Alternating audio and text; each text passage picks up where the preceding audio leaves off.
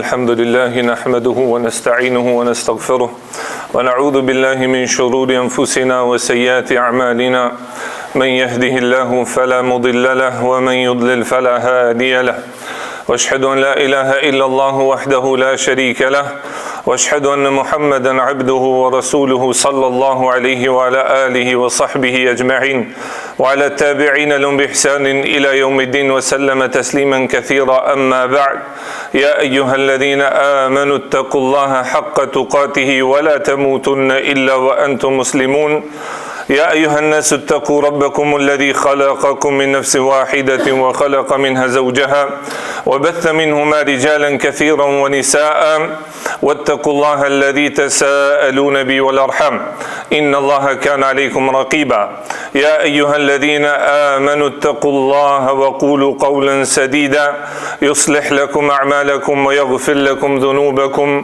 ومن يطع الله ورسوله فقد فاز فوزا عظيما أما بعد Allahu në falenderoj, vetëm për ti falje dhe ndihmë kërkoj.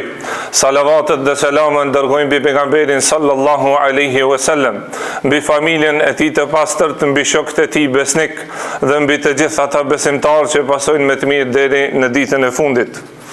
Thot një proverb arabe apo një fjalë e urtë arabe, thot dija apo dituria e thirr punën, e thirr veprën. Nëse nuk i përgjigjet vepra, shkon edhe dituria, humbet edhe dia nëse nuk ka punë, kush punon me ta.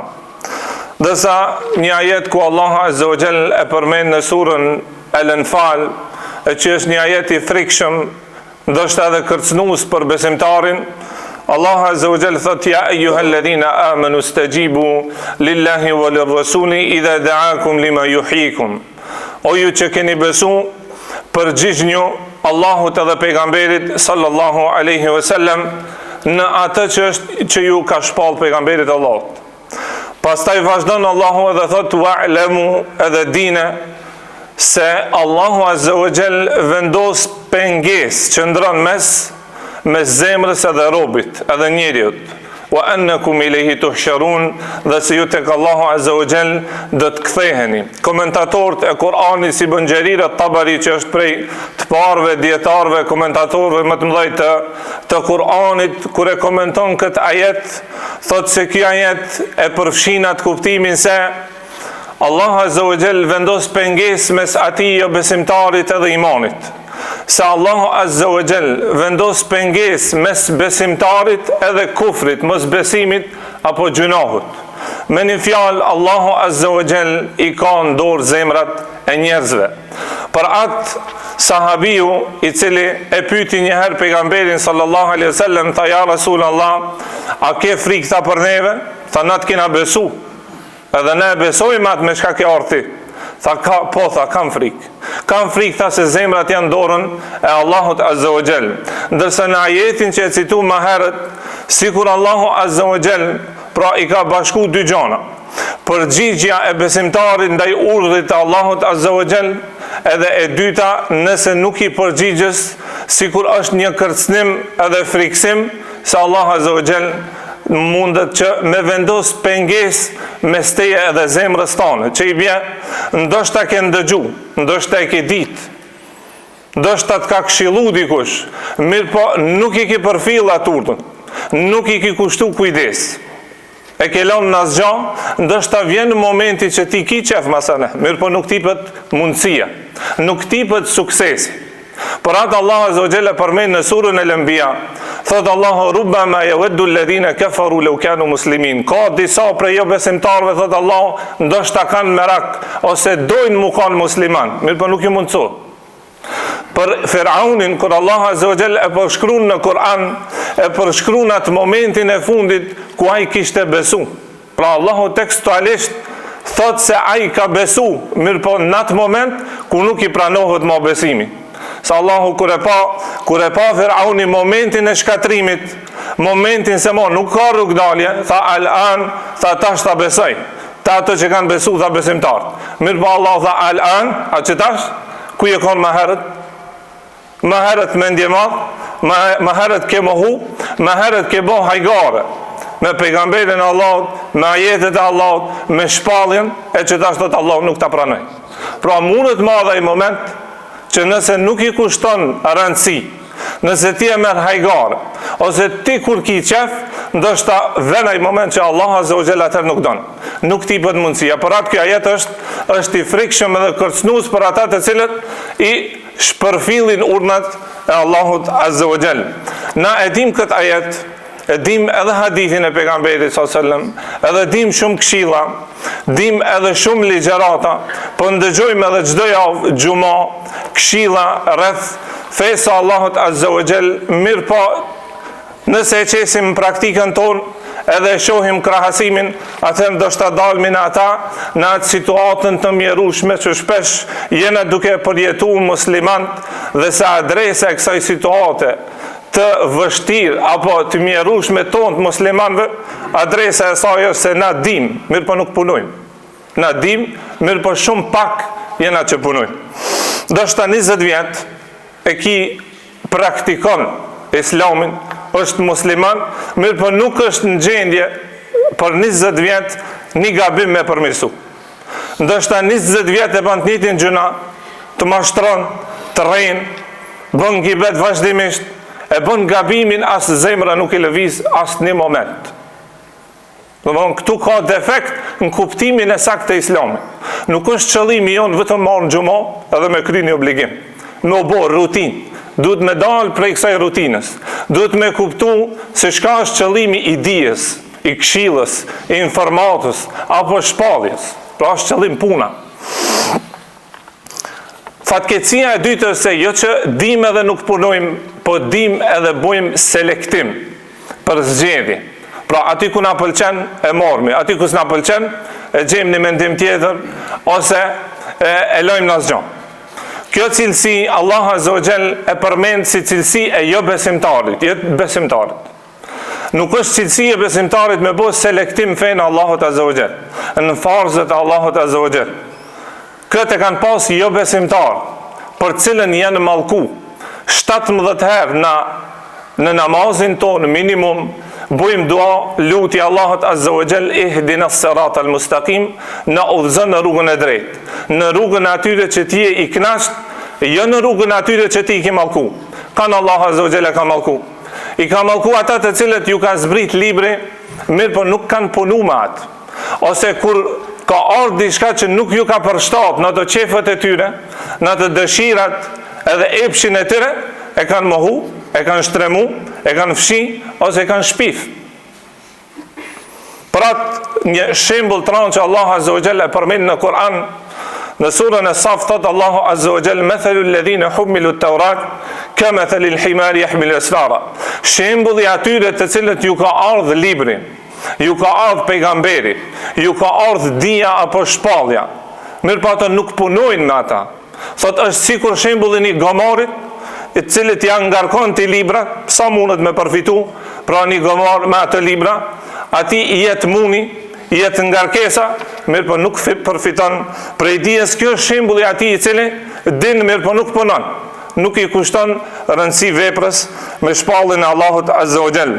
Dija apo shpallja është ajo i cili e thirrja sahabiun i cili ishte i verbër apo çorr, edhe e pyti pejgamberin sallallahu alaihi wasallam, tha ja Rasulullah, si shpesh tha unë jam i verbër, tha a ma gjeni lehtësim për mos me dalë në xhami? Tha pejgamberi Allahut, tha a e ni, tha ezanin? Tha e ni. Tha atëherë, tha përgjigje, nuk gjej lehtësim, se kjo në fundit është për të mirën tonë, është për të mirën e imanit tanë, është për të mirën e shpirtit tanë. Pra kështu janë kanë sahabët në përgjigjen e shpalljes dhe urdhëve të pejgamberit sallallahu alaihi wasallam. Është shpallja ajo që kur zbritin ndalesa përfundimtare për alkoolin, edhe lajmtari filloi ta shpërndajë lajmin mesin e sahabëve të muslimanëve. Sahabët apo arabt para ndalesës normal, këto sahabë para ndalesës alkoolit e kanë pi alkoholin, edhe janë kanë të njohur për pirjen e alkoolit, i kanë pas me ato sanëkat në atë kohë, edhe ato shishet, derisa thot sahabiu transmetuesi, kur e kanë përcjell lajmin se ka ardhur ndalesa përfundimtare e ndalimit të alkoolit, Allahu dha fa hal antum muntahun, apo e nalni. Sahabët, ai që e kishë ndorë, e lëqoj gotën e ti, edhe sa nëkat janë derë krejt në atë sokakët apo rrugët e Medines. Deri sa thot, u bu lumë Medinja prej alkoholit, apo verës. Për shkak përgjigjes të menjëhershme që e patën sahabën ndaj urdhnit të Allahut Azza wa Jall. Na e dim se dunjaja është e shkurtë. Na e dim se është e përkohshme. Na e dim se nëse e krahason me ahiretin, dunjaja është ashtu si tha pejgamberi sallallahu alaihi wasallam, se tha nuk ka vlerë kjo dunja te Allahu Azza wa Jall, asani krah të mizës. Domethënë është e pa vlerë në krahasim me ahiretin. Mirë po prap kjo dunja na ban neve, edhe pse jena me një saf, edhe pse jena të një xhamis, fatkeqësisht na urrim njëri tjetrin. Na prap e sulmojmë njëri tjetrin, akuzojmë, xhelozojmë, ndoshta zot na ruaj për këtë dunja, dikush edhe e shet fejen e tij, e shet edhe imanin e tij. Dhe sa pejgamberi sallallahu alaihi wasallam tha në një hadith, tha nuk lëviz kamba e një personi në ditën e kiametit përderisa nuk pyetet mirët në llogari për dijen e tij. Ke ditë, ke ngu, të kanë këshillu, ke lexu, e ke kuptu, ke më pyet se çka ke punu me atë dije. Aqulu qawli hadha wastaghfirullaha li wa lakum wa lisa'ilil muslimin min kulli dhanbin fastaghfiruhu innahu huwal ghafurur rahim.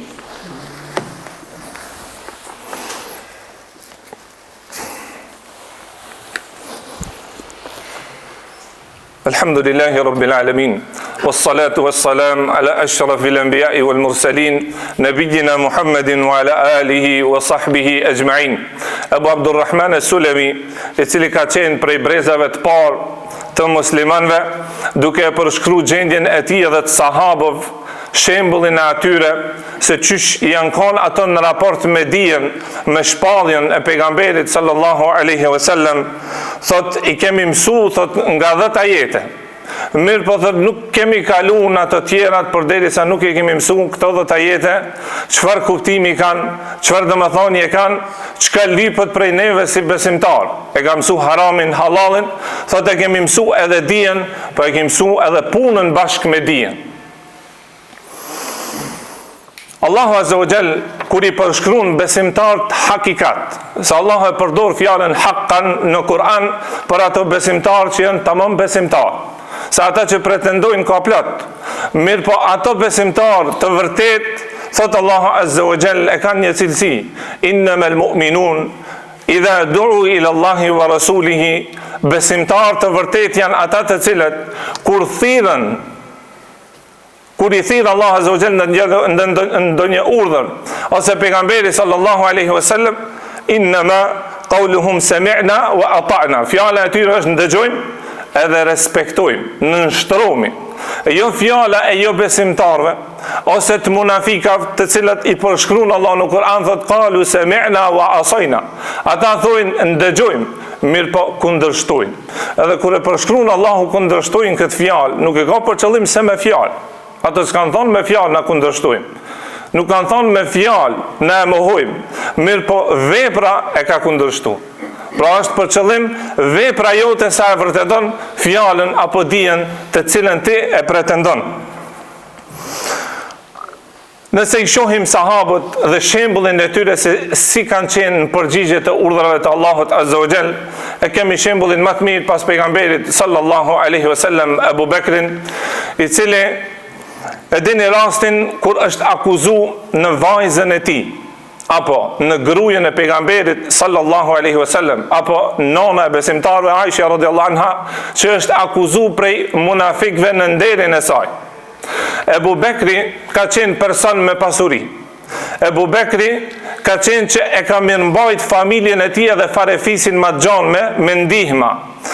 Edhe kur ka ndodhur ky rast i akuzës së nanës së besimtarëve Aishës radhiyallahu anha, ka pas prej tyre që kanë rrshit në këtë fitnë, në këtë sprov, edhe prej besimtarëve e që ka qenë familjari Ebu Bekrit, të cilin është kujdes për ta Ebu Bekri. Mirë po kur ka ndodhur ky rast, Ebu Bekri është betu. Thot vallahi, thot ti nuk ki me pa asnjëherë më pi mu. S'mund është ti më me arrit në ndihmë për anës teme.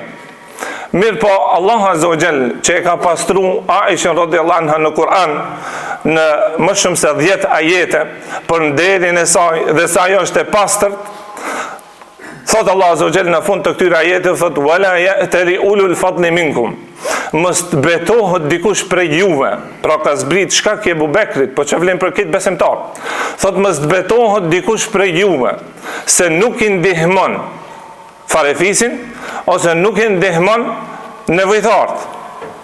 Falyafu wal yasfahu, le të falin, le të mëshirojnë edhe le të tolerojnë. Ala tuhibbuna yaghfir Allahu lakum, a nuk doni që Allahu Azza wa Jall juve me ju fal? Abu Bekri, përgjigjja e tij ishte bela, tha gjithsesi, tha unë du që Allahu Azza wa Jall më fal. Tha pejgamberi sallallahu alaihi wasallam ar-rahimun yarhamuhumur rahman, ato që falin, ato që mëshirojnë, Allahu Azza wa Jall i fal edhe i mëshiron. Nëse ti pret Allahu me të fal, edhe ti duhesh me fal. Sidomos kur të vjen besimtari, për cilin folëm më herët, i cili është pendu edhe e ka pa se është gabim në atë fitnë dhe sprov që ka ra. Ebu Talha, sahabiu i ndershëm, e tregon në rastin e tij kur ka zbrit fjalë Allahut Azza wa Jall, lan tanalu al-birra hatta tunfiqu mimma tuhibbun. Ka zbrit fjalë Allahut Azza wa Jall ku thot nuk e arrin besimtari atë imanin, kulmin e imanit ose afërcisë me Zotin e vet, përderisa nuk sakrifikon atë që e dën mas shumti. Pra me dhon për Allahun atë që e dën mas shumti, është ma me vlerë të ti.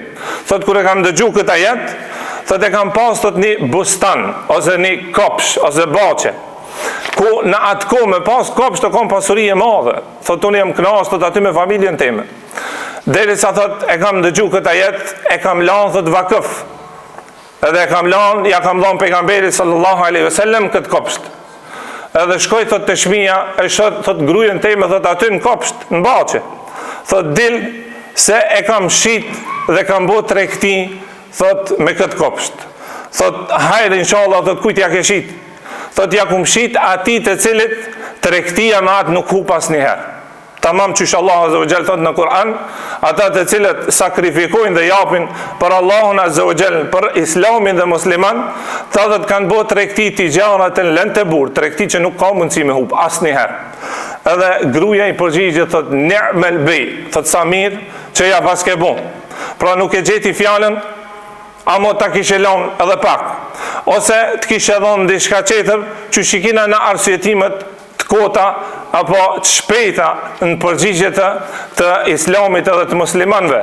Por atë Allah Azza wa Jall kur e përshkruan gjendjen e sahabëve në atë kohë kur ka pas nevojë sakrificë prej vetës edhe pasurisë të besimtarve, Allahu i përshkruan në surën Tobe disa sahabi të cilët ju ka piku loti, thot Allah Azza wa Jall, ju kanë piku lot kur s'kan gjetë çka me dhon, me sakrifiku. Pejgamberi sallallahu alaihi wasallam, pra kur ka pas nevojë për islamin edhe musliman edhe për pasuritë e tyre, disa prej sahabëve në një rast, pra nuk kanë pas çka me dhon.